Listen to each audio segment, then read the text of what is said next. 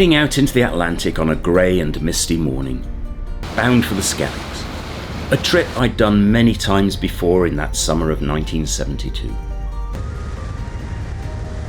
On the summit of Skellig Michael, early Christian monks built beehive stone huts and dedicated their lives to God in this wild and lonely outpost. They believed they were on the very edge of the world.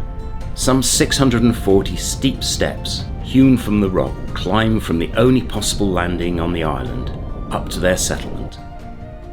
The stairway to heaven. We'd hoped to land river on Skellig Michael so you could get up and look at the beehive monasteries, but even on a day like today, the wind was in the wrong direction. There's a bit of chop, bit of swell, and without a crew on board, this boat was just too big to try and squeeze in there. The tripper boats are all landing people. They've got crews on board, slightly narrower boats, not as beamy, and obviously know what they're doing, which I don't. So unfortunately, we've not managed to get to the top, or River's not managed to get up to the beehive monasteries, but I think this is a good consolation. This is Little Skellig, a mechanic colony.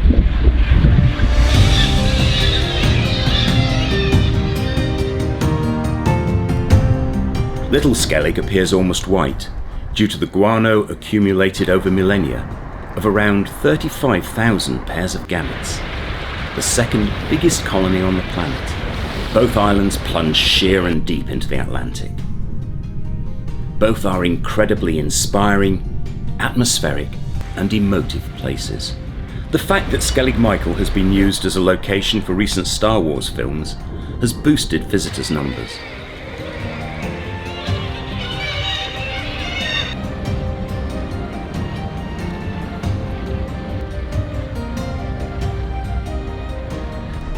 Leaving the islands astern, our next destination was Portmagee. Comfortably tucked inside the channel that separates Valentia Island from the mainland, Portmagee is where most of the tripper boats are based. It's probably a good thing that River didn't go ashore at Skellig, because shortly after we decided to abort our landing, a flotilla of tripper boats arrived.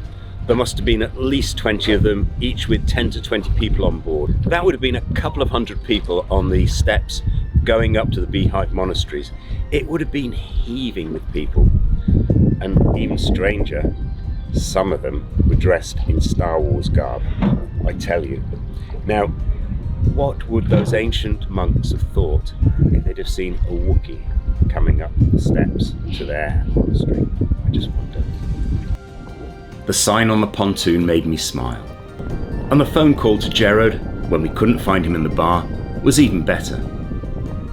Sure, I'll be there tonight, you can pay me then, and we'll have a pint too.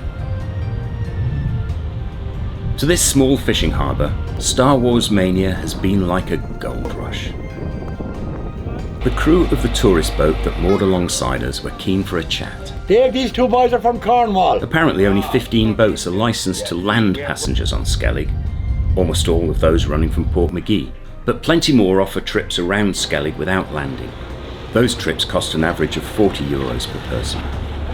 Trips that include landing on Skellig Michael cost up to €130, and they get booked up weeks in advance. So that was a grand night in Portmagee. We had fish fresh off the quay from the restaurant. We then watched the All Island in the bar and finished off with some music and dancing. Well, into the early hours actually. So I'm on my third cup of coffee and we're plodding very sedately along the channel between the mainland and Valentia Island. And we're heading up to Dingle. It's a glorious morning, and the most glorious thing about it is we're actually burning 1.8 litres an hour. That's 0.9 litres per engine per hour. I don't think I've ever had that consumption out of this boat before. It makes the morning even more glorious. Well, plans change by the hour on a trip like this.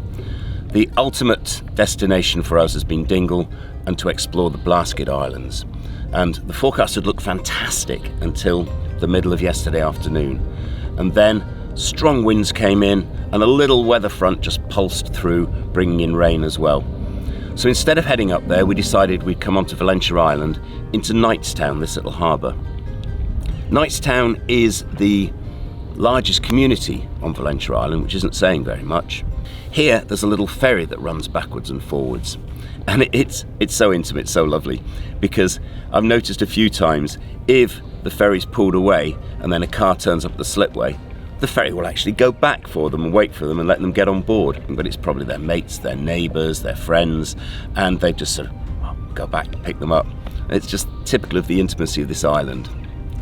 There's also a lovely old hotel here which we went to. They do great food, it's got a lovely bar in there as well.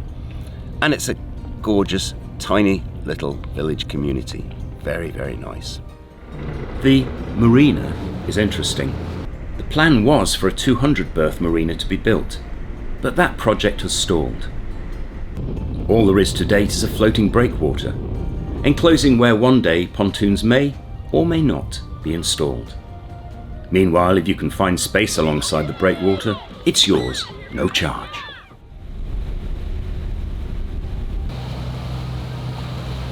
Dingle is a lovely town to visit. Not least because it's the proud home to over 50 pubs. That's one for every 40 full-time residents. Many of these pubs double as shops. The counter on one side may sell perhaps shoes or bicycle parts, while the other counter is a bar. Dingle also has a well-established 120 berth marina right in town, making it very attractive to visiting boats. Refuelling is by tanker, generally efficient, but on the Monday morning our call went through to the switchboard of one company, who informed me that the driver should be there at 8, but maybe I should try around 9, as it was Monday after all, and he might have had a rough weekend. You do it. Daniel, good to see you, John. How are you? A long-time friend of mine, local resident and wildlife filmmaker Ken O'Sullivan, joined us for an overnight trip to show us the secret Blaskets, where few tripper boats ever go.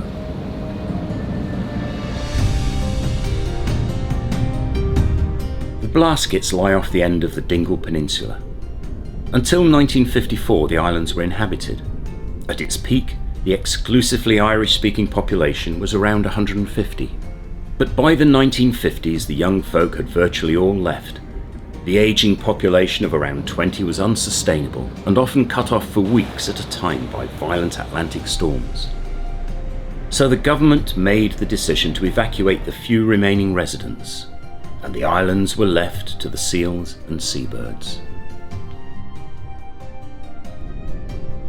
The outermost island, Tirach, looks like a twin of the Skelligs.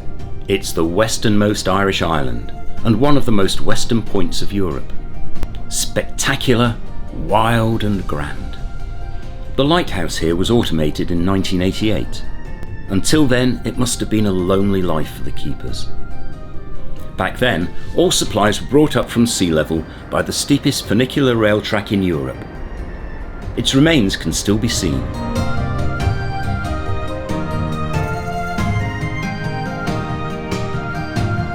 Every Blasket Island is unique.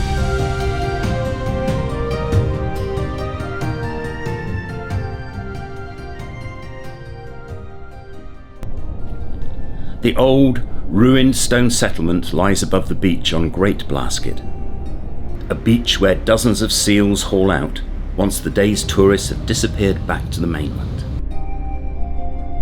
And where currents meet upwellings from the deep Atlantic, the sea life around the islands is phenomenal. In just one afternoon, we encountered basking sharks, minke whales, pods of dolphins and porpoises, solitary Risso's dolphins, a bait ball where tuna were feeding, and countless species of seabirds. A stunning climax to our Irish adventure. With a boat, we're privileged to be able to go places that few people rarely get to see. And around Southwest Island, there are plenty of these beautiful, wild and remote places.